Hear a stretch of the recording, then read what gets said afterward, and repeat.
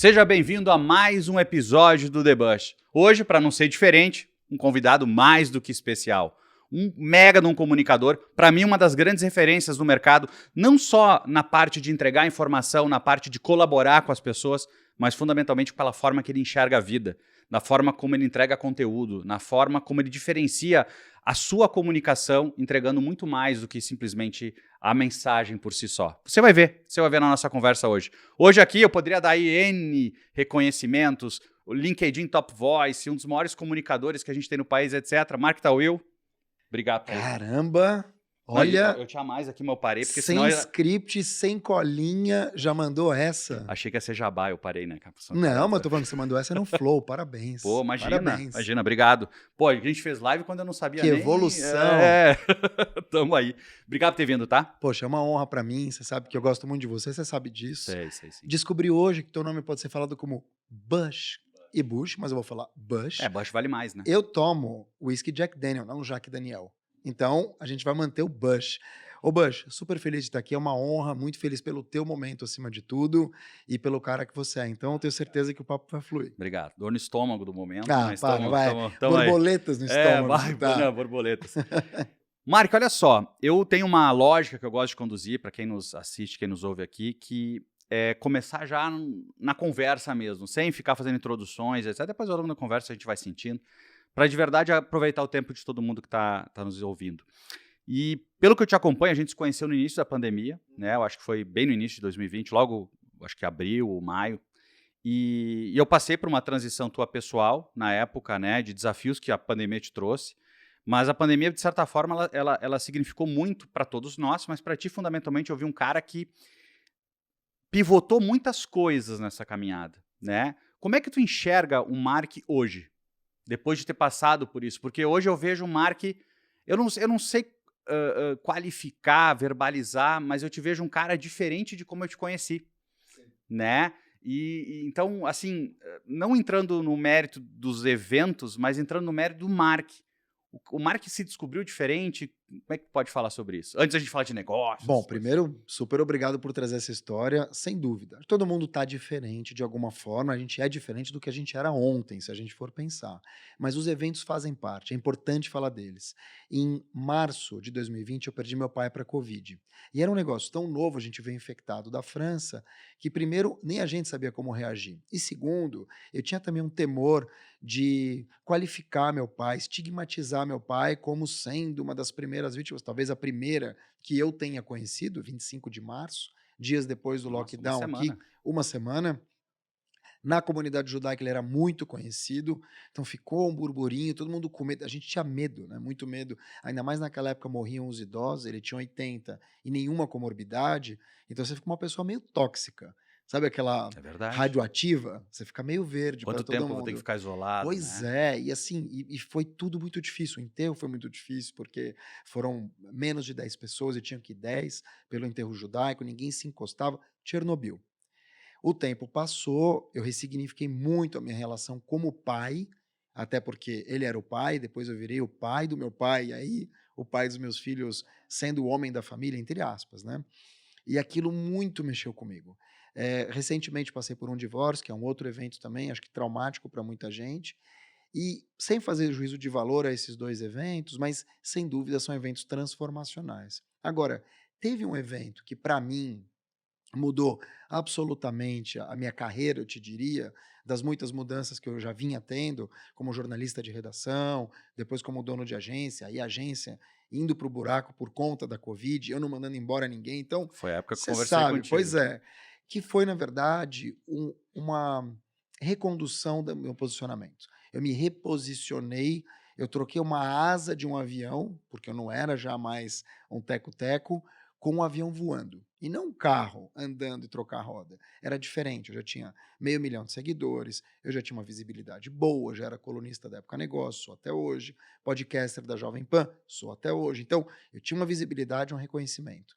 Mas aí você vai lembrar, teve uma chuva de lives. Né? Na verdade, a curva de lives não abaixava. Não a baixava. Covid era média, mas a de lives não abaixava. Sabe quantas lives? Porque a gente se falou lá por abril, maio. Maio. Mas quando estourou, sabe em quantas lives eu fui chamado, sendo, entre aspas, o grande Mark Tawil? Chuta. 50. Nenhuma. Zero. Ninguém me chamou. E aí eu comecei a ver tudo aquilo passando pelos meus olhos. Ninguém. Zero, zero, zero. Pessoas com quem eu tinha feito entrevistas semanas antes, que poderiam me dar, entre aspas, uma oportunidade. Eu coloco entre aspas, que eu já vou explicar. Nada, Bush. Nada, nada, nada. Ou E Bush. tudo acontecendo ao mesmo tempo. Tudo acontecendo ao mesmo tempo, eu destruído pela morte do meu pai. Poxa, a gente dentro de casa, você tem filho, você vai lembrar aquele inferno que a gente conheceu, Hell Office, não Home Office, e eu com aquela dificuldade, todo mundo, e minha ex-mulher também tem, isso é normal, ela tinha perdido a avó, então quer dizer, muitos eventos familiares ruins. E aí, eu tive uma surpresa, que foi olhar para o espelho, tirar um pouco desse complexo de ninguém me chama e olhar para os fatos, né? Talvez ressignificar essa rejeição. Falar, bom, em vez de por que comigo, é o que eu faço a partir daqui? O que eu posso fazer? E aí eu percebi uma coisa. Eu não tinha me posicionado. E quem não se posiciona é posicionado. Eu não me posicionava. Eu sempre fui o cara que levantou a bola, eu sempre fui o cara que deu oportunidades. Claro que eu recebi muitas oportunidades, mas nos últimos anos eu vinha levantando a bola. Eu vinha colocando a lupa no Bush, eu vinha colocando a lupa no Joel. Fiz uma entrevista incrível, é o meu podcast mais ouvido na Jovem Pan, Alto Performance, com o Joel J. Eu vinha colocando a lupa nas pessoas todas que eu entrevistava, mas eu não tinha um tema. Não que nem você tem aqui, por exemplo, que é um tema de business e pessoas e negócios, esse olhar para o Me empreendedorismo. passa um filme te escutando, Pois sabe por é, quê? é um track record. Porque eu acho que muita gente é o logo da empresa e não a pessoa, Exato. né? Porque eu passei por isso agora, né? Uhum. Na verdade, no início da pandemia, quando eu te busquei, já era reflexo do meu reposicionamento. Eu me lembro. Que não tinha a ver com estar aqui hoje, porque a vida me trouxe até aqui, mas tinha a ver com reposicionamento de fazer o que eu fazia de jeitos diferentes. Ou Me seja, lembro. criar uma marca do Bush para o mercado corporativo, porque a marca da companhia talvez não tivesse mais tanta força nesse mundo novo. Sem Né? dúvida. A gente se Sem conecta mais dúvida. com pessoas. E eu lembro na nossa conversa, tu falando, Bush, olha só, eu lembro que a gente fez uma live, né? E tu tava na tua agência, e tu tá dizendo, Bush, eu tô inclusive fechando, tomei uma decisão a partir de agora. E aí tu vê que interessante, tu é um cara que é uma referência no mercado, um cara assim, é só olhar hoje. Te agradeço. Né? Não, imagina, não sou eu que tô falando, é o mercado. Só que, como tu fazia o teu trabalho de uma forma tão positiva, de querer ajudar as pessoas, tu acaba ficando em segundo plano. Eu me vi isso. Se eu pegar, eu tenho centenas de companhias que eu criei projetos que o mercado nem imagina que foi eu que dei a ideia para aquela empresa X, que é uma marca global, fazer uma iniciativa que ela ganhou, sei lá, milhões. Por quê? Porque eu representava uma marca, aquela marca fez o projeto, e a mesma coisa no teu caso. E eu acho que mais do que o logo, você tem uma questão de sobrenome, né? Você podia ser muito naquele tempo, citando nomes, o Carlos Bush da Salesforce. Não Carlos Bush, ponto, que é o mais difícil de ser. Esse é o mais difícil de ser. Mas eu era o vice-presidente da Salesforce, entendeu? Sim, eu não era nem o Carlos. Não, exato, exato. E aí a pessoa te compra a cadeira, ela te compra o acesso, ela te compra o status, o salário, mas ela não compra o Carlos. E quando você sai para essa transição, é que você vê quem é teu amigo. E eu vou te falar uma coisa que foi muito legal. Eu não amaldiçoei ninguém. Não praguejei, não fiz nenhum tipo de coisa. Ah, que sacanagem. Por quê? Porque eu percebi que tinha um problema meu ali. Não era dos outros, o problema era meu. Como eu deveria fazer, então, para tirar. Porque, assim, se fosse uma pessoa ou outra, beleza. Mas ninguém me dá oportunidade, tem uma coisa errada. E eu não chamei nem de oportunidade, eu chamei de uma pessoa que não soube se posicionar. E na hora que precisou, eu tive que fazer. Aí eu fiz o contrário. Eu parei de olhar para isso e olhei para a solução. Então, o foco dessa solução era me reposicionar e logo e pegar um tema. E aí eu peguei um monte desses PDFs que ninguém lia, lembra? O novo normal da Accenture, o novo normal da PwC, e ninguém lia aqueles PDFs gigantes de tendência, mas eu li. Então abri, li muitos deles e criei uma palestra em cima. E hoje eu cobro, passados, quase 2 anos, 8 ou 9 vezes mais do que cobrei naquela primeira. Do Diego e da Sandra Mai, que são 2 grandes amigos, a mãe deles também, e eles criaram um evento corporativo para empresas de seguros, eles me convidaram, eles não queriam não me pagar. Não era palestrante profissional antes? Não assim, não. Que loucura, não porque não. Tu é um dos caras, assim... Mas eu fazia uma coisa ou outra. âncoras de eventos, né? Sempre... Mas eu fazia uma coisa ou outra, mas assim, de novo, na hora do vamos ver, que aconteceu? Só para fechar esse parênteses, então assim, eles queriam me pagar, eu não queria receber, no final me pagaram. E me pagaram e graças a eles eu comecei a crescer. Mas veja que interessante, existiam restaurantes que tinham fila na porta. Quando começou a pandemia, eles não só demitiram, como fecharam.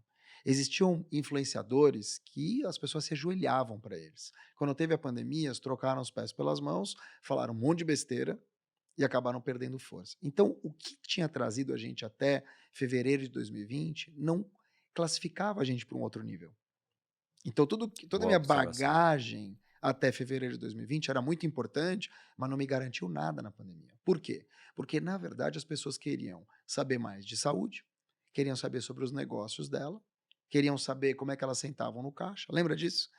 E queriam saber o que elas poderiam aprender com a pandemia, não em termos talvez humanizados, mas em termos de grana, né, para poder sobreviver, Caminhos alternativas. alternativos. E aí cresceu muito a questão da EdTech, cresceu muito o ensino à distância, cresceram muitos influenciadores corporativos que já tinham business digitais, e aqui eu posso citar vários, e todos esses caras, então, que já faziam isso, tinham seus próprios aplicativos, ou até algumas pessoas que eles traziam, como, sei lá, Bernardinho, por exemplo, viraram a bola da vez. Esses caras ganharam muito mercado. Por quê? Já tinham negócios e já tinham negócios digitais. Como eu era um cara, Mark, mais digitalizado, mas eu não tinha um business digital, o que eu poderia ensinar? E aí foi o meu dilema. E aí eu parti para a comunicação. Então eu criei uma palestra chamada Comunicação, não, Novo Normal, Novas Atitudes, uma Nova Comunicação. Querendo dizer o seguinte, o mundo vai mudar. E para você dialogar nesse novo mundo, você vai ter que reaprender a comunicar. Foi ótimo. Eu me reposicionei super, aí tudo bem, foi o que foi.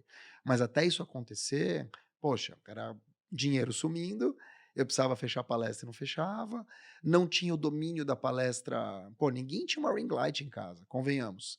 Eu não tinha nem ring light. E tudo isso aconteceu. E aí, claro, o resto é história, muito trabalho. Muito evento, né? Eu Muito. tava pensando, te escutando assim, o quanto a transição trouxe desafios, né? Eu tava falando da comunicação, né? É interessante porque eu te conheço, parece que eu te conheço há 10 anos, né? Exato, A gente sabe que a gente se exato. falou, tudo. Só não sabia que você era tão alto. É, Quanto você mede? eu tenho 1,90. Pois é. É, Eu tenho 1,90. 1,30. O meu IMC, que não é tão favorável, mas. Eu tenho 1,20. Mentira. É, Tenho 1,70. mas o que acontece? A gente tradicionalmente, talvez as pessoas te apresentam como um comunicador, Sim. né? Até pelo teu papel, tu é um cara conhecido no mundo de rádio, no mundo de podcast, tem um lado vinculado ao jornalismo e tal, então é Uhum. mais fácil encaixar. Mas pra mim, cara, tu é um cara de empatia. Tu é uma pessoa que desde a primeira interação que eu tive, eu vi que tu tinha uma capacidade ímpar de ter empatia sobre os contextos que estavam envolvidos. O contexto pra ti é uma variável muito Muito. presente, Nossa, que tesão você falar isso. né? Eu É a vejo que primeira pessoa que me lê desse jeito. eu E eu vejo. sempre falo, contexto é o mais importante. E sabe qual é o parênteses que me vem? Eu tenho uma visão que Parabéns. eu chamo de tríade do protagonista, que eu coloco sempre assim, uma empresa de sucesso ou uma pessoa de sucesso. E, cara, assim, ó, nós podemos ficar aqui horas se a gente quisesse. Ela sabe ler contexto, propósito e experiência. E eu te olhando, eu te vejo com essas três, essa tríade equilibrada.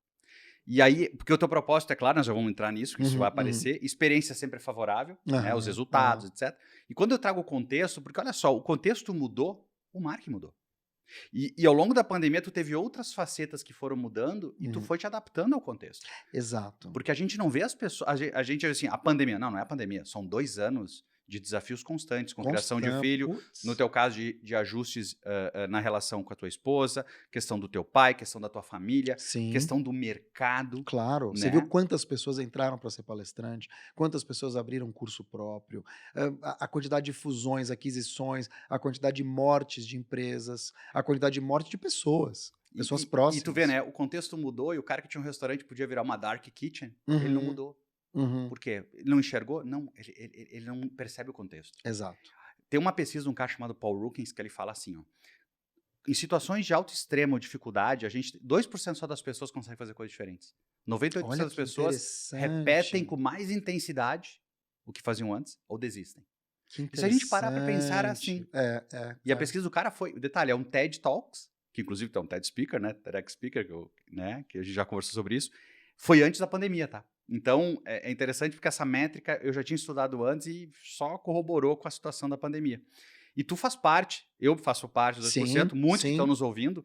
E talvez eu acho que o primeiro aspecto que eu queria devolver para quem está nos assistindo ou quem está nos ouvindo disso é assim, tu gerou muito conteúdo, Uhum, seja pelo LinkedIn ou seja pelas tuas outras redes sociais, mostrando a empatia uhum, que a liderança, principalmente o papel do líder, o líder não só no sentido do poder, mas no sentido de guiar as pessoas, deveria ter na uhum. mudança tal, que fez a primeira etapa que tu fez Sim. em função do novo normal, vamos chamar E assim, né? até com os meus próprios colaboradores, né. É, Quando o Daniel Castanho lançou aquela campanha da Anima, a "Não demita", bom, tinha 6 pessoas, mas eu não demiti. Tem gente que tá comigo sucesso. até hoje. Que loucura. Eu não imaginava. Pois é. Que loucura. Pô, bom ponto. Viu como é legal a gente não conversar antes? E onde eu quero chegar? O que tu mais sentiu de feedback naquela época? Porque assim, hoje a gente vai falar já é um outro contexto. Sim. Mas o Mark deixando de ser o líder de uma agência, Uhum, né? Passando a ser, digamos assim, o Mark brand pessoal, uhum. né? Tendo que entregar conteúdo, seja em formato de palestra, seja no formato de texto, seja em formato de se comunicar com o mercado. Mas fundamentalmente, para mim, tu passou a ser uma referência empática. Tu passou. Como é que eu quero te colocar e onde eu quero encaixar com negócios aqui? Porque eu acho que mais do que ser um líder, mais do que tu ser um bom comunicador, tu conseguiu ser o cara do equilíbrio da empatia no contexto. Sim. E como é que foi isso? O feedback disso, as dificuldades disso? Interessante. Eu sinto, assim, algumas coisas, Bush. Vou te chamar de Bush, tá, porque eu falei Vamos Bush, lá, mas você se não. chamou Fica Bush, aí artificial, fica você artificial. tá me confundindo. É assim, eu acho que a pandemia, ela acelerou processos, ela evidenciou algumas coisas, como se fosse uma grande luz do sol, que é um grande desinfetante, já dizia uma das frases aí de alguém. Mas é o seguinte, a pandemia ela evidenciou muita coisa. Então quem era legal, apareceu como uma pessoa legal. Quem era solidário, continuou sendo solidário ou dobrou a capacidade. Quem era escroto, só apareceu como uma pessoa escrota. E quando eu digo escroto, é gestor querendo fazer papel de médico, médico querendo fazer papel de gestor, pessoas que não sabiam nada pregando lockdown vertical, pessoas que não sabiam nada falando de cloroquina e por aí vai. Não estou nem entrando nos méritos, Não, tá? sim, mas é Mas só uma, para dizer, uma é que como variedade grande. meu pai morreu de covid, eu tenho algum lugar de fala. Não quero ser o médico, mas eu tenho algum lugar de fala. E onde que eu quero chegar? É essas pessoas todas ficaram e vão continuar marcadas pro resto da vida. Porque na hora do vamos ver, elas não tiveram o mínimo de atenção, não só para si próprias ou para quem estava morrendo naquele momento, mas especialmente para atenção para um pouco de coerência. Sabe a história assim? Tem uma ameaça ou tem um momento que, putz, pode ter uma guerra nuclear e aí farinha pouca, meu pirão primeiro? Foi mais ou menos isso. Na hora do desespero, você viu gestores de 5, 8, 10 mil pessoas nem aí para as próprias equipes, falando um monte de besteira, queimando o próprio nome e queimando quem trabalhava lá. Então, percebendo isso, como você falou de contexto, eu falei, bom, o que que a gente precisa agora? Né? E eu tenho trocado muito, na época já, a frase entender para atender, que é uma frase comum do marketing. Precisa entender as pessoas para poder atender. E eu comecei a trocar por acolher para atender. Porque as pessoas não queriam ser entendidas, elas queriam ser acolhidas. Tinha gente morrendo, ficando pobre, tinha gente batendo a cabeça, tinha pai saindo para trabalhar escondido e por aí vai. Então, percebendo isso, eu notei que algumas vozes deveriam trazer mais equilíbrio. E quando eu digo equilíbrio, não é trazer falsas notícias ou tudo vai ficar bem, fica em casa e só isso. Tinha um porquê das coisas. E eu tentava trazer sempre os dois lados. E acho que neste momento, como você bem explicou, eu começo a ser visto talvez como um cara que, bom, tem alguma coerência. E o que mais pegou para mim nessas histórias todas é a incoerência. O que mais pega na nossa política hoje, no vermelho e no azul, é a incoerência. O que mais pega hoje em todas as discussões que você vê é o que a gente chama de narrativa, né, que são as histórias que os outros contam, de pegar um recorte, que pode ser verdadeiro, mas está fora de contexto, por isso que é importante o contexto, e aí eles usam isso dos 2 lados para poder criar, entre aspas, a chamada narrativa, que é uma historieta, e isso vale como verdade. É que aí me vem aquela pesquisa, sabe? Porque eu fico pensando, parece que eles não conseguem pensar numa outra saída. Porque onde é que eu quero chegar com essa pergunta pra ti? Eu não sei se não conseguem, Não, não, mas viu. eu vou tentar fechar de uma maneira mais romântica aqui pra não É. ficar tão direta, mas o que eu quero trazer, e eu quero fazer sempre analogia com o mundo de negócio. Eu acredito que a grande parcela das pessoas envolvidas nos negócios, elas não tiveram a capacidade, ou empatia, ou podemos chamar outras variáveis, até porque muitos não têm, né, de tentar propor o novo. Porque, por exemplo, é muito difícil tu chegar para um cara que a vida inteira gerenciou pessoas presencialmente e dizer para ele, ó, a partir de agora tu vai gerenciar remotamente.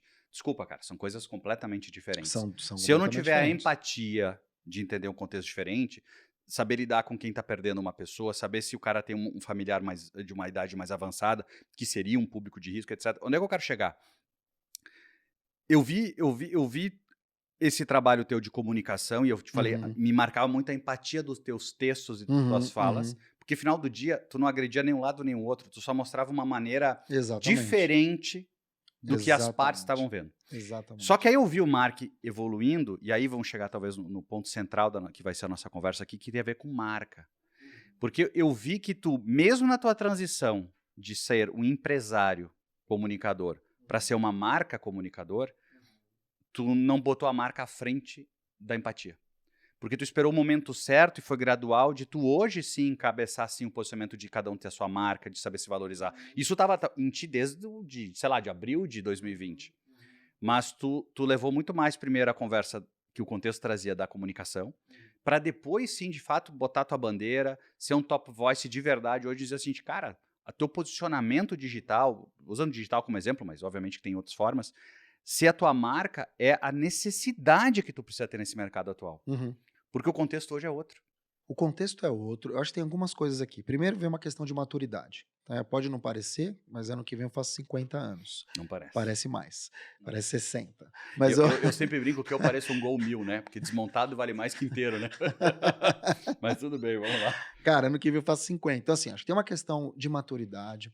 As perdas que a gente tem, elas acabam de um jeito ou de outro, seja uma perda de status, como aconteceu na questão do matrimônio é bonito, né? Do casamento, seja na questão da perda do meu pai, eu acho que são coisas que no final das contas acabam te fortalecendo mais do que destruindo. E eu acho que a gente tem uma colheita das coisas que a gente plantou ao longo da vida. Como eu te falei, né, as pessoas que trocaram os pés pelas mãos, que demitiram friamente, que na primeira dor de barriga mandaram embora 30%, o tirano que gritou, o outro que não abria a câmera tiranizou, isso tem um preço. E isso vai ser cobrado de alguma forma. Então, eu acho que eu colhi muita coisa que vinha daquele tempo. E isso me fez muito bem. Teve uma segunda questão, que eu acho que aí sim, ela vem com. Quando você fala de mudança de contexto, tomar o cuidado que a gente tem que ter para a gente não mudar a essência. Então, os contextos mudaram, eu me adaptei, eu dancei aquela música. Propósito, né? Sim, troquei de roupa.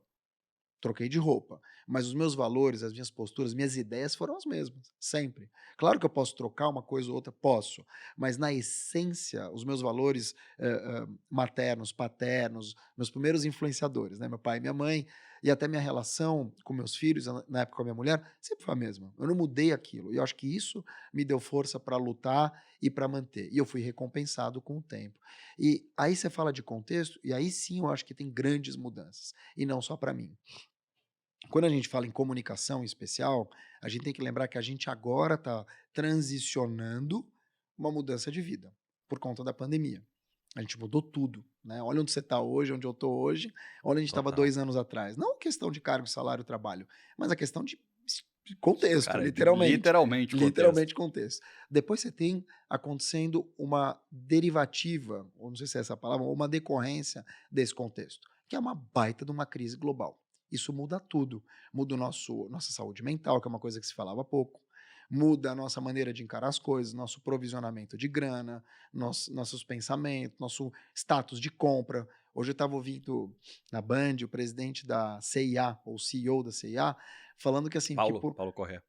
que por um longo tempo as pessoas não ligavam para comprar a parte de baixo. Então se vendeu muito a parte de Olha que cima, loucura. roupas conf. E olha que loucura, agora, além dos sapatos estarem voltando, porque ninguém comprava mais sapato, Não, não. as cores. Porque quando você compra uma cor, É verdade. você está voltando para a vida, você está renascendo, então está se vendendo muita cor e mais sapatos. Quer dizer, coisa que a gente não percebe. E aí tem uma outra variável aqui que é bem séria, que é uma guerra eclodindo na Europa, E por mais que ainda não tenha, e tomara que não tenha nada de nuclear, a gente está falando de ameaças sérias e, de novo, uma crise que impacta cereais, uma crise que impacta gasolina, e por aí vai. Então você tem um outro problema. E como se não bastasse, ainda tem uma outra variável, que é toda uma abertura para a Web3. Web 3.0, que a gente está falando de blockchain, metaverso, NFT e por aí vai. Ou seja, você tem uma mudança de Covid pesada, de 2 anos e pouco, a decorrência da Covid, que é uma imensa de uma crise, emenda na questão de guerra na Ucrânia, que é outra de uma enorme crise, que pode se alastrar por mais de 10 anos, e você tem, por fim, toda essa questão motivacional de, pô, vamos entrar no mega... Tudo isso muda a nossa visão de mundo.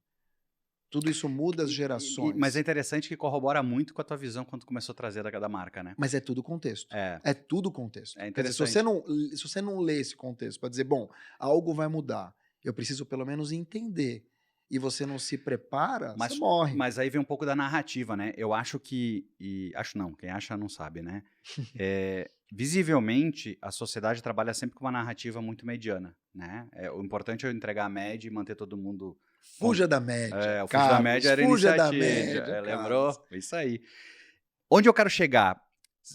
Eu acho que as pessoas elas se preocupam muito com o próximo passo e não com o segundo passo, ou o passo posterior. E o próximo passo ele já está dado, ele só não chegou, mas já aconteceu. Exemplo, tem uma guerra na Ucrânia com a Rússia. Se sabe que fertilizantes, cereais por exemplo, vão ter impacto. A gente sabe que, obviamente, combustível vai ter impacto. Por que a gente não sentiu tanto problema de combustível? Porque a China está parada, que talvez as pessoas não estão lendo. A China está parada há mais de 20 dias em função do Covid. Hong Kong agora morreu sei lá quantas pessoas. E com isso eles não consomem combustível. Na hora que eles começar a consumir combustível, vai aumentar o preço do combustível de novo. Mas em contrapartida, no momento que eles estão fechados, vai faltar produto. No momento que falta produto, que eles produzem 60% do que a economia gira, vai ter inflação. Então, o que a gente vai ver nos próximos anos é muito sério. Só que qual é o contexto? E onde é que eu faço a analogia que tu está trazendo, até para quem está nos ouvindo fazer um match.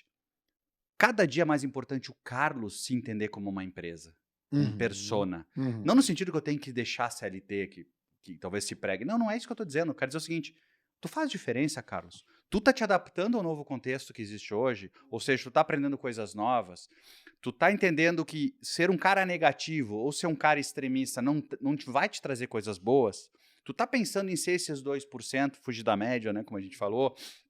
Então, eu acho que entender que a vida mudou desse jeito, pedindo pessoas mais equilibradas e que busquem o diferente, para mim é uma forma da minha marca, de eu me posicionar. Porque até então a gente se esconde na média. Sim. Até então eu me escondia na média. Só que agora a média não vai ter lugar. Por quê? Porque se eu ficar na média, eu vou viver essa crise. Mas o extremismo é também se diferenciar.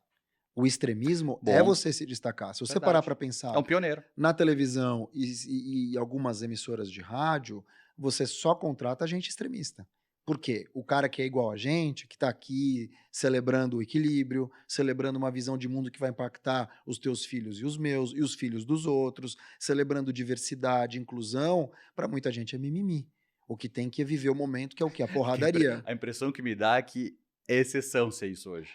Mas eu vou te falar, mas é uma exceção, mas você, pelo menos você dorme tranquilo e eu também. E eu acho que é uma exceção também, que é uma exceção do bem. Eu não quero ser um cara extremista. Eu tenho minhas opiniões, mas mesmo quando eu vou dar opinião, que é uma opinião às vezes um pouco mais ardida, vamos dizer assim, eu tento apostar nos fatos e nunca nas pessoas. Ou seja, Sim. Se eu vou te criticar aqui, falar mal do teu podcast, que não é o caso, eu não vou virar para você e falar assim, o Carlos... Não, eu falo, olha, no podcast existe uma questão, eu vou trazer um fato. E aí você não vai ter muitos argumentos. É uma fala do William Ury que ele fala, amável com as pessoas, implacável com os problemas. Perfeito, perfeito. Mas é isso, porque as pessoas, se você ataca as pessoas, acabou. E hoje, obviamente, a gente ataca as pessoas, né? Nunca os fatos. Então, acho que você tem um primeiro momento aqui de ser adulto o suficiente para olhar, poder discordar, mas poder discordar num nível melhor. Só que a galera dá na canela. Nas redes sociais, a primeira coisa, você fala um negócio A, o cara te traz B. Mas aí vem da marca pessoal, né? Por que a gente fez todo esse pano de fundo para as pessoas? Porque se eu sou uma pessoa que estou ouvindo o podcast agora, estou assistindo e dizendo assim, cara, o mundo vai ser mais desafiador. Sim, isso já é uma, desculpa, mas já é uma certeza que nós temos. Eu preciso agir dentro dos 2% que eu trouxe dessa pesquisa, né? Então, para isso, eu tenho uma oportunidade. Existem hoje ferramentas que eu possa me posicionar de uma forma melhor.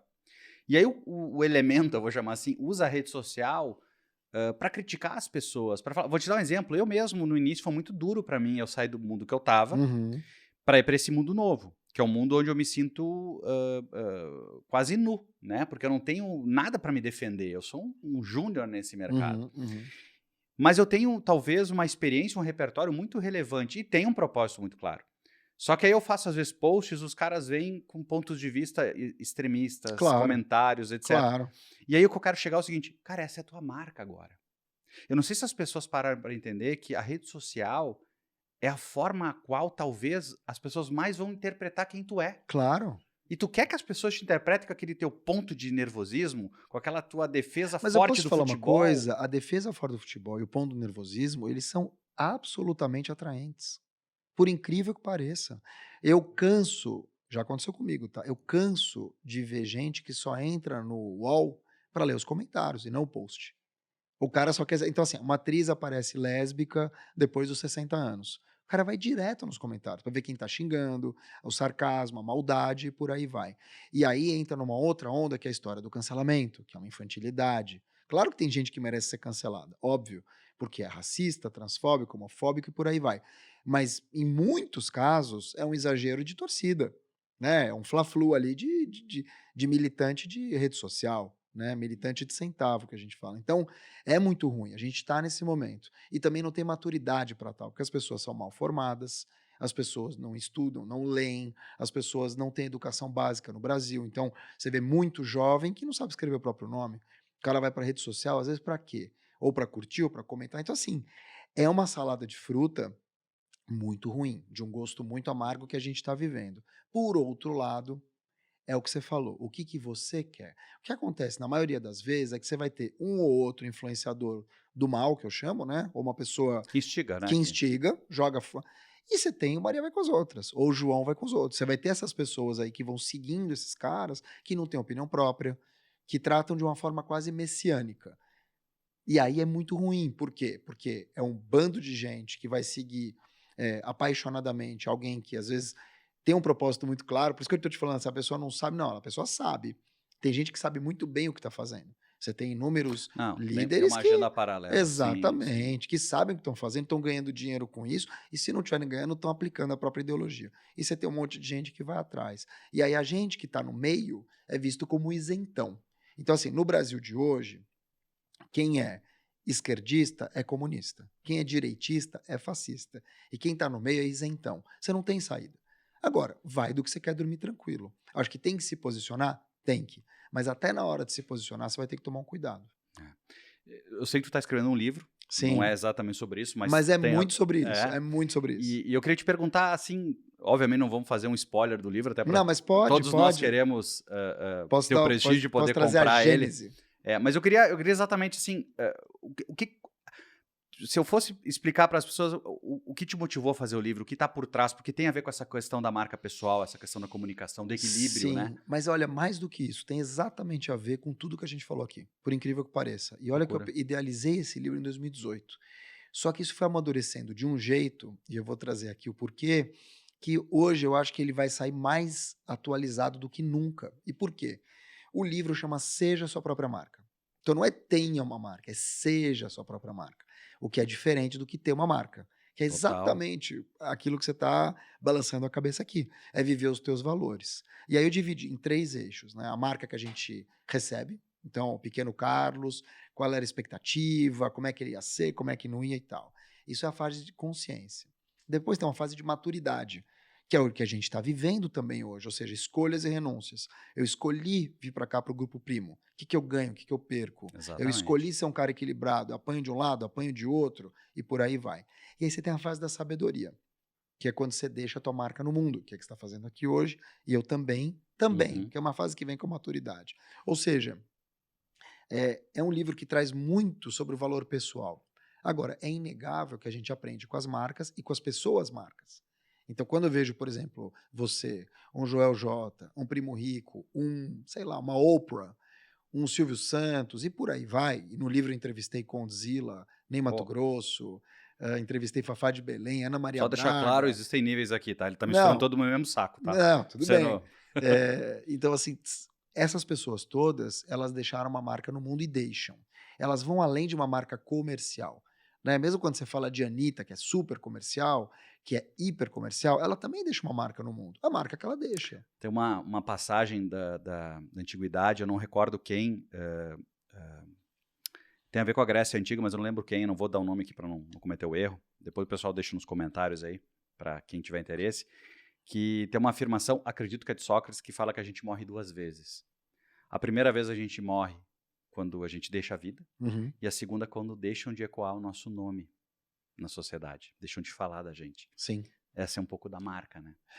Sem dúvida. Eu acho que tem um sentido muito forte aqui do que você está falando, porque, de novo, a marca que você deixa no mundo não é de negócios. Eu conheço inúmeros donos de negócios que morreram sem deixar nada, Exato. que eram tão miseráveis que só tinham dinheiro. E aí é um problema. Às vezes você tem gente que mora no interior, do interior da Bahia, no Agreste, e que tem uma marca muito mais forte que nunca fez dinheiro.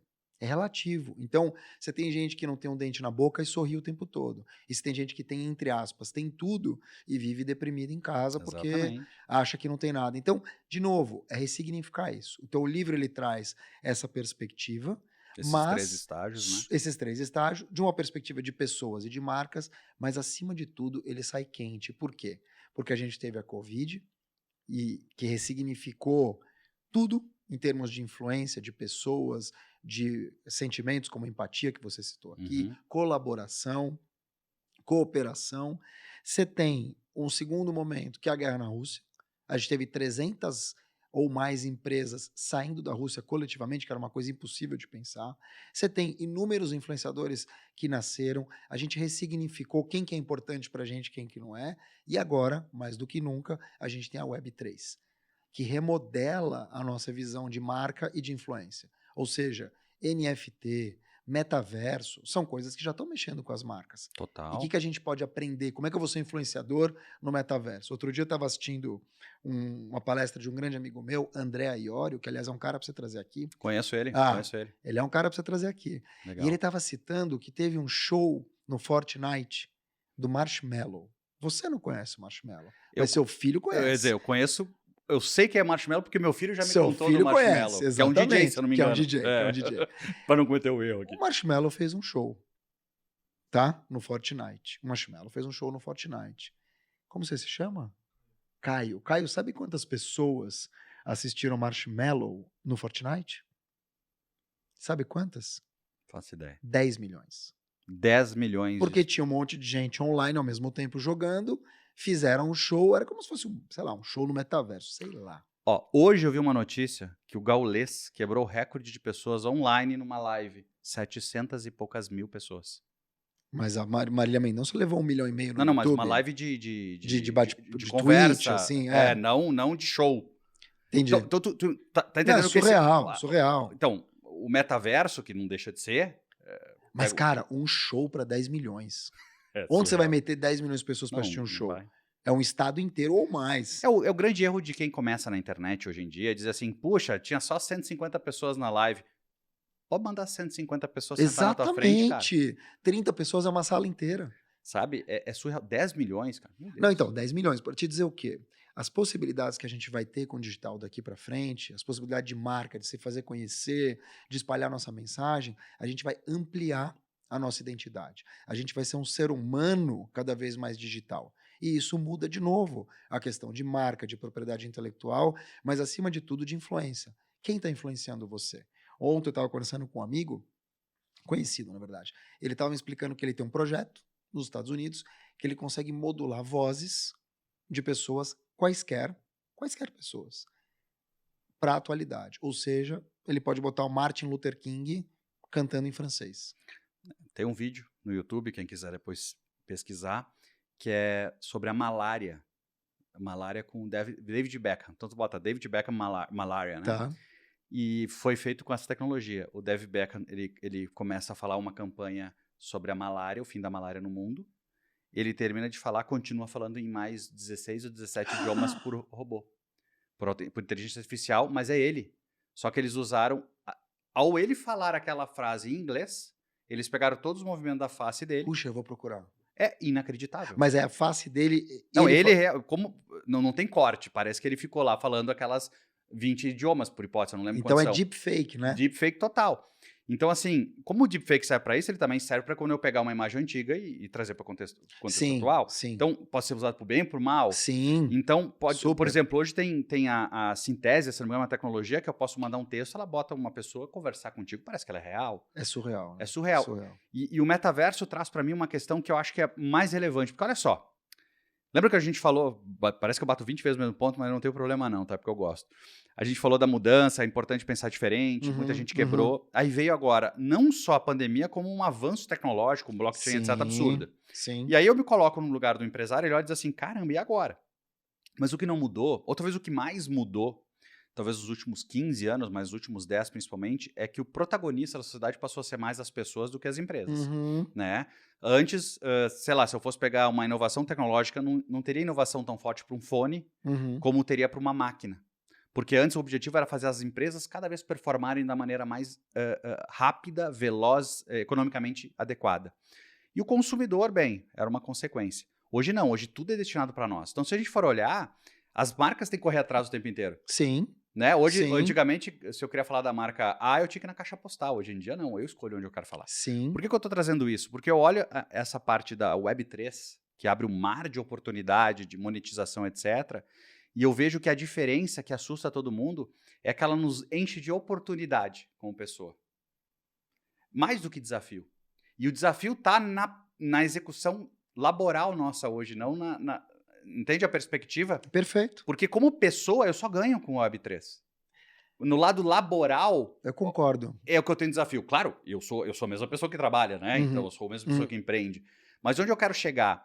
A gente chegou num nível da sociedade hoje que a tecnologia ela veio para servir a gente de uma experiência, e aí é o ponto central que eu quero trazer, que talvez ela é única, mas no final do dia ela sempre existiu. Se eu te atender bem, se eu fizer uma comida boa, se eu te tratar com empatia, ou seja, experiência é a base de tudo. Isso tudo só vai ter sucesso se gerar experiência. Eu concordo e vejo que tem uma coisa complementar a isso. Você tem uma questão de, hoje em dia, de intencionalidade. Né? Porque só a experiência sozinha, ela é muito boa. Contexto, propósito e experiência. Exatamente. Né? Por quê? Porque o propósito ele vai te mover, é a intencionalidade, né? Quais são os três? Contexto, propósito. Contexto é exatamente o que você citou, e você não vai conseguir chegar nesses lugares se você não tiver uma experiência, uma lapidação. E aí eu acho que eu falo muito em palestra disso, real skills. Gostei, né? fala mais. São as habilidades híbridas. Esse não é um termo meu, esse é um termo do Seth Godin, escritor americano do marketing, que você conhece bem, careca também, da vaca roxa. Mas agora eu tô deixando de ser. Já diga de passagem, quem quiser patrocinar o podcast em breve, quem sabe. Pois é. E aí o que eu acho interessante é que assim, você citou a tecnologia como grande oportunidade. E o dilema está na competência. Porque se as máquinas vão fazer o trabalho delas, se a gente vai ter cada vez mais oportunidades, mais digitalização para o ser humano, e aí a gente vai ter aplicativos e criações, a gente não tem capacitação para isso. Já tem um déficit gigantesco. Absurdo. Aqui a Start está começando Exatamente. isso, do nosso amigo Mário Trentin, para poder lapidar isso melhor. Oportunizar para quem eventualmente Mas quiser. mesmo assim, é difícil você oportunizar num país que você tem milhões de analfabetos, em que você tem crianças que perderam uma década praticamente nos últimos 2 anos, que perderam tudo. Uma geração nem estuda, nem trabalha, que já está em 30% dos jovens de 20 a 29 anos. Ou seja, cara, é um buraco. Sabe que me veio um insight agora para falar tem a ver, mas desculpa te interromper, tá? Mas não podia perder a oportunidade.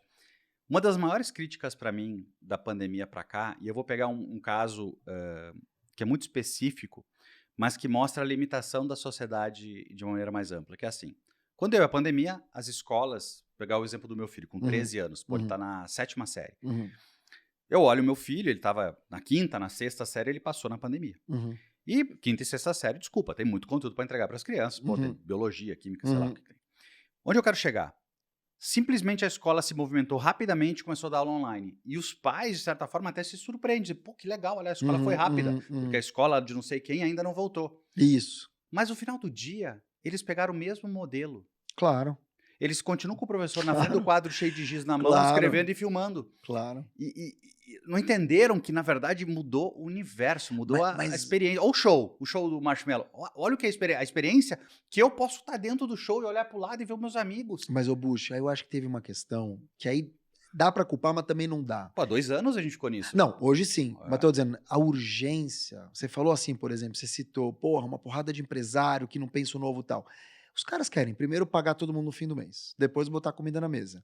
O cara pensar criativamente, estrategicamente, Mas é que onde eu quero é chegar. sobrevivência. Não, eu não, Mas não o cara tem- não vai. Quem sou eu para criticar quem tá na frente de uma empresa, né?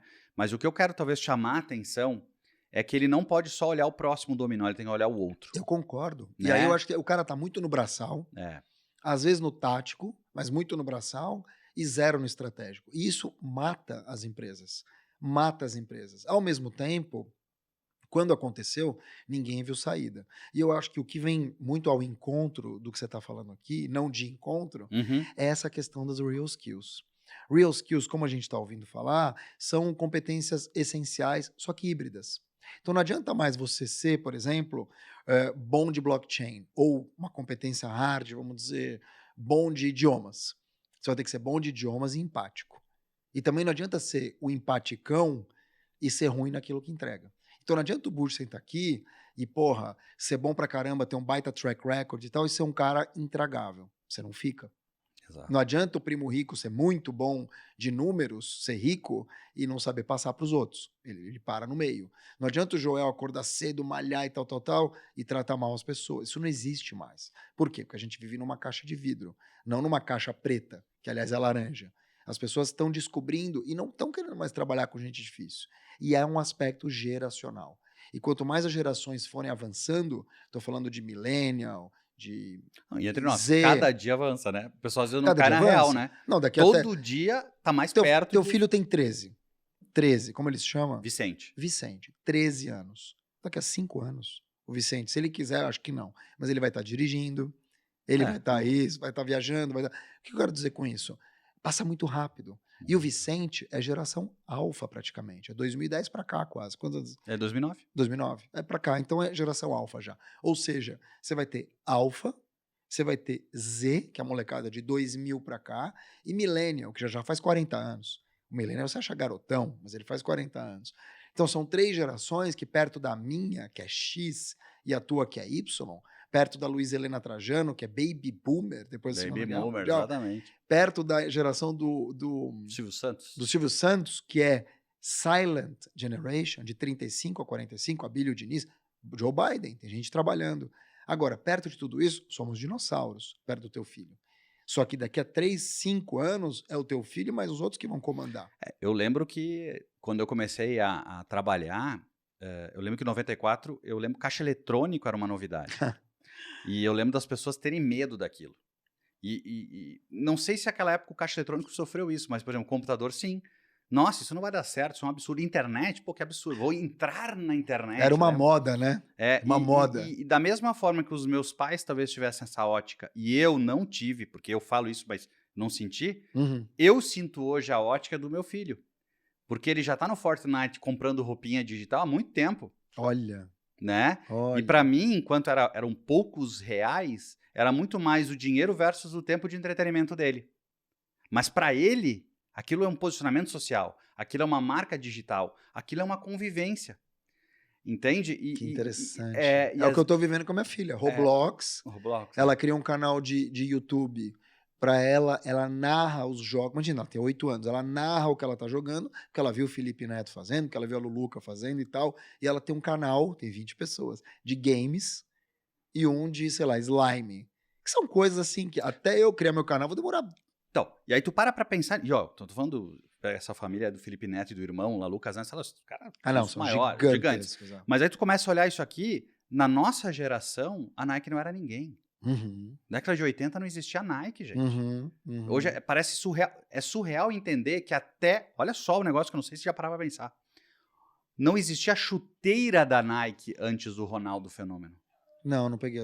Pra mim era que chute mesmo. Chuteira, A Nike só entrou no mundo do futebol quando ela começou a patrocinar o Ronaldo Eu não Fenômeno. sabia, não sabia. Então, o que eu quero trazer, eu tô pegando fatos aleatórios, eu Aham. posso não ter certeza absoluta da data, mas, assim, fatos é que, assim, tudo é muito rápido. Sim. E a gente negar, porque ou a gente faz mais do mesmo ou desiste, e só 2% faz diferente, eu acho que a gente jogar fora, porque a expectativa de vida da gente, a gente vai muito mais longe. Espero, né? Espero que a gente esteja gravando podcast daqui a 40 anos de novo. Sim. E o meu ponto é esse, ao invés de a gente gastar energia criticando esse negacionismo ou esse extremismo que se busca muito, buscar ter uma marca de entender que cada dia mais a minha marca vai ser mensurada por isso. Uhum. Talvez a gente espera que não tenha um extremismo como uma China tem de score social, etc. Uhum. Mas não deixa de ser, porque hoje em dia, cara, imagina, eu vou entrevistar uma pessoa aqui. Imagina que a pessoa tem todas as competências, o cara sempre teve resultado, parece uma pessoa super agradável. Uhum. E aí, vamos dizer que a minha empresa, nem sei se pode, tá? Mas vou inventar Uhum, aqui. Imagina que a minha empresa tem um check de perfil na internet, vai me dar um score. Aí eu vejo que o cara é racista, eu vejo que o cara é uhum. contra orientações determinadas sexuais. Ou seja, o cara já não vai ter mais sucesso. Mas eu vou te dizer uma Porque ele coisa, não tá isso tentando pensar diferente. isso sempre existiu. Chama reputação. A Reputação digital, reputação, né? ela tá nem só digital, viu? Reputação, por exemplo. Tem uma frase que eu vi outro dia maravilhosa, até postei no LinkedIn, não é minha, que diz o seguinte: a sua frase é linda, pena que eu já trabalhei com você. Cara, eu escutei uma vez uma frase. Que é isso, né? Eu representei uma empresa muito grande no passado e quando eu troquei de companhia, felizmente felizmente nunca precisei, talvez eu nunca faria, né, mas eu nunca precisei sair de uma empresa para outra falando mal de outra. Eu Que sempre bom, saí, que bom. porque Mesmo que você tivesse motivo, hein? não porque eu sempre tentei olhar o que tinha de melhor em cada uma e nunca tentei vender para o cliente algo que não fosse verdade. Sim. Então, isso me deu uma leveza. E eu lembro que eu fui conversar com um cliente no interior do Rio Grande do Sul. E o cliente falou assim, Buxa, olha só, eu te adoro, cara, contigo vai ser outra conversa, mas deixa eu te contar um negócio. Olha só, quem bate esquece, quem apanha nunca esquece. Exatamente. E aquilo me marcou, assim, né? Que é um pouco disso. O que eu vejo acontecer, assim, cada vez mais, é que a reputação, por mais que a gente trabalhe, ilustre ela todos os dias, ela tá na mão do outro. Então, se eu sair daqui desse podcast e o Joel, ou o Primo Rico, ou alguma outra pessoa aqui do grupo, o Mário, falar assim, vou entrevistar o Mark, vale? E você falar, não sei, não depende mais de mim. Exatamente. Claro que eu posso plantar, claro que eu posso lustrar minha marca todos os dias. Mas vai ser bem mais difícil. Bem mais difícil. Vai sair bem atrás, é verdade. 75% tá na mão do outro. Isso a gente não percebe. E quando a gente percebe, são essas pequenas ações do dia a dia. É uma frase que você falou ali, é uma ajuda que você deu acolá. Então, o que desbloqueia o que a gente tá fazendo aqui é a doação, é a gratidão. É primeiro você oferecer o que você tem de melhor, seja para a sociedade, seja para tua família e tal, para que alguém talvez veja você numa hora dessa e fala, pô, esse deve ser um cara legal. E aí, óbvio, você está fazendo primeiro isso por você. É bom ser uma pessoa legal. Né? Que a gente viveu um tempo, você falou dos anos 90, do Edmundo Bad Boy. A gente vivia num mundo que bad boys era uma moda e a gente meio que se pautou por isso. Mas, como diz o Racionais MC, a malandragem é viver, não é você sair plantando coisa ruim por aí. Tu comentou do LinkedIn antes, e um assunto que eu não queria deixar da gente trazer para as pessoas que nos estão nos ouvindo, nos assistindo, que é assim, o LinkedIn talvez não, certamente é a principal plataforma de redes sociais do mundo B2B hoje. Sem dúvida. Acho que no Brasil provavelmente tem mais de 50 milhões de pessoas, se não me engano. 52 por aí. Pelo que eu lembro. E, tipicamente, aqui a gente acaba falando muito de Instagram, falando muito de YouTube, ou Spotify, que é natural pelo podcast. Obviamente que, geracionalmente falando, eu não sou o melhor cara para falar de TikTok, mas eu sei que TikTok também é relevante. Você já tem 12 mil seguidores, eu tenho 230 seguidores. Mas eu acho que seria legal tu dar um toque. Eu sei que tu dá treinamento no LinkedIn, eu sei que tu é um influenciador no LinkedIn, um top voice, etc. Eu acho que falar um pouco para as pessoas o que talvez tá passando desapercebido, que é uma mega oportunidade. Porque é um acesso muito democrático hoje às redes sociais. Mas, de certa forma, cada uma tem seu papel. E o LinkedIn tem feito um papel muito forte. Ao menos o meu meio sempre foi, né? Eu sempre fui um cara de B2B do mercado. Eu sempre via o LinkedIn como uma forma de eu entender como é que aquela pessoa pensa. Eu não ia no Instagram das pessoas, eu ia no LinkedIn, quando contratar um funcionário. O que eventualmente tu poderia contar para as pessoas sobre o LinkedIn que talvez está passando desapercebido, que poderia ser uma oportunidade para melhorar na carreira, ou até mesmo eu mensurar melhor talentos no mercado, né? Sim. Bom, o LinkedIn, como você bem explicou, tem 50 milhões de seguidores no Brasil, por aí, 800 milhões de usuários no mundo. Nossa.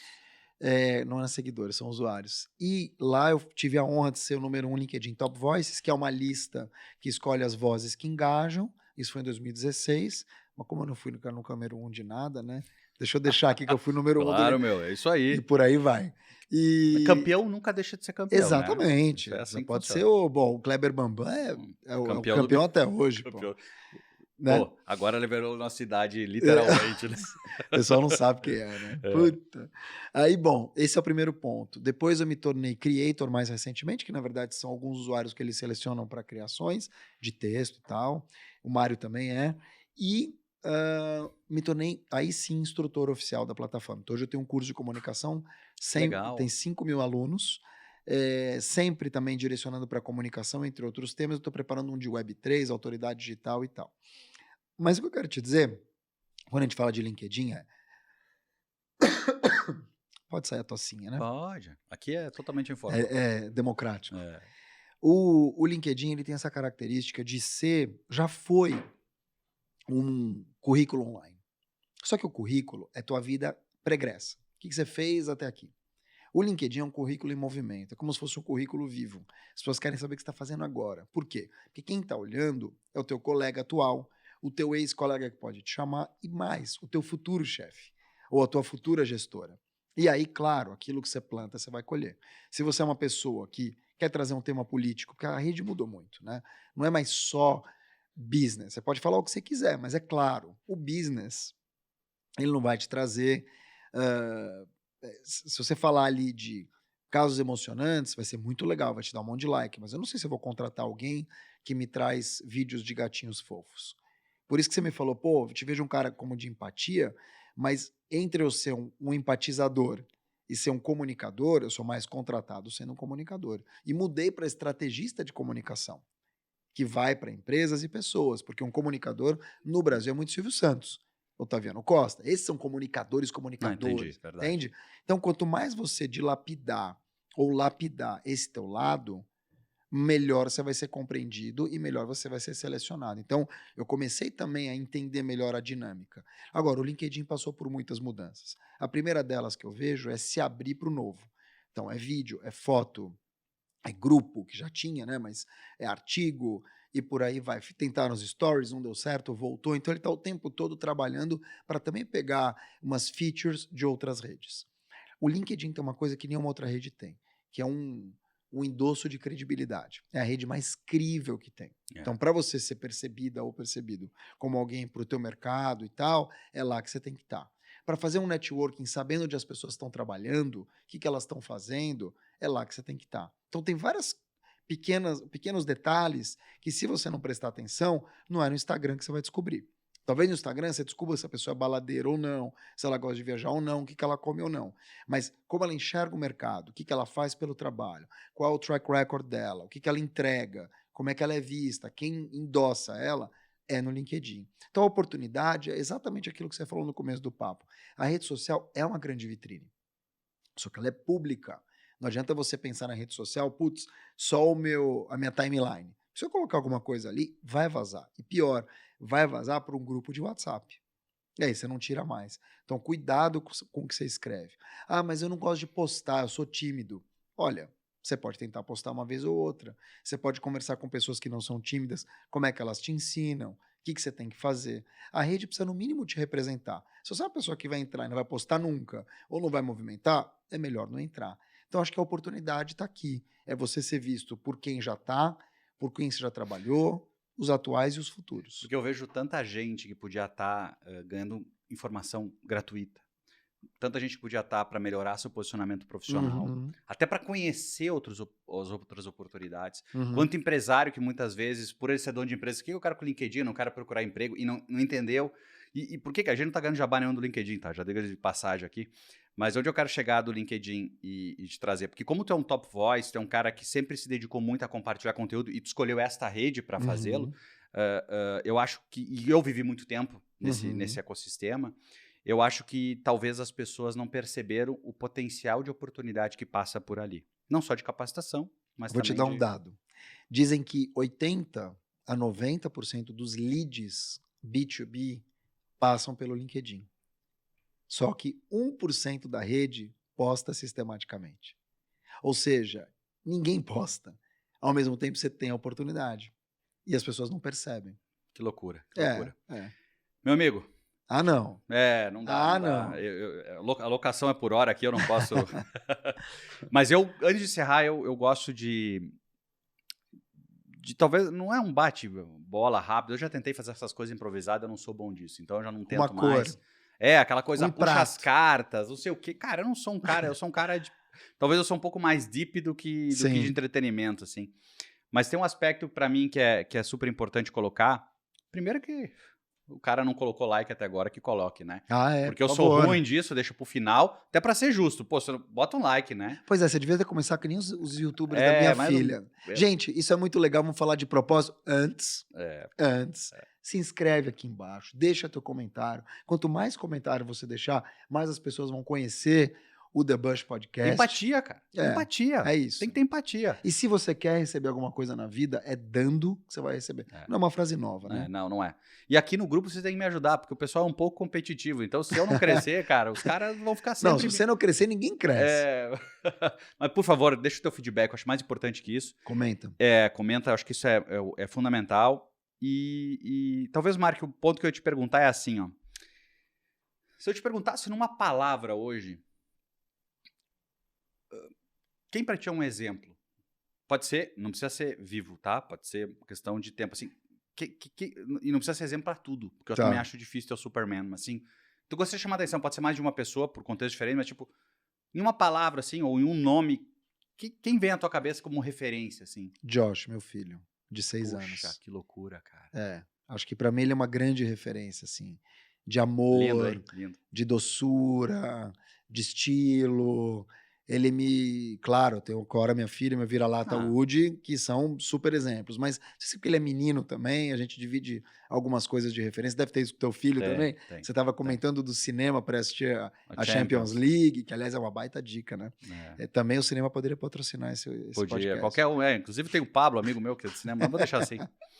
Então ele, para mim, é sem dúvida hoje talvez a minha maior referência. Legal, cara. Bom animal. Cara, obrigado de coração. Obrigado. Fugi da média, hein? Quanto mais eu falo contigo, mais eu curto. Hein? Fugiu da média. Não, sempre foi fora da média. Nada. Sempre fora da média. Obrigado. Você que esteve com a gente até agora também, muito obrigado. Espero que você tenha gostado da nossa conversa. Quiser seguir o Mark Tawil, mesmo que você não precise disso. Antigamente, lógico que eu preciso. Antigamente você dava telefone de contato. Lembra dessa? É nossa época, Se eu lembro. É nossa época. Eu lembro que eu fui esses tempos. São 5, 6 anos atrás. Eu estava fazendo uma reunião executiva com o presidente de uma companhia e ele usou um termo, me fugiu na mente agora, que era tipo, ele deu um nome que é tipo pasta de cartões. Que tem um nome para isso. Quando eu lembrar, eu vou botar nos comentários aqui pro pessoal não ficar pendente. Pasta de cartões. Mas tem um nome, holodeck. Ele perguntou assim, Bush, como é que é o teu holodeck? Eu pensei, cara, o que é o holodeck? Holodeck eram os cartões, a minha rede de networking. Isso me perguntou, mas de papel. Cara, mas assim, o holodeck é de papel, né? Genial. Mas o que ele quis me perguntar é quanto tu é de networking, né? E isso foi em 2016 que ele me perguntou. E eu fiquei assim, cara, não sei o que é holodeck. Imagina a gente falar de holodeck hoje. Né? Cara, holodeck parece uma argamassa, né? Mas e as suas redes sociais? Olha, não, tô procurando aqui pra você. Holodeck? Quanto custa o holodeck?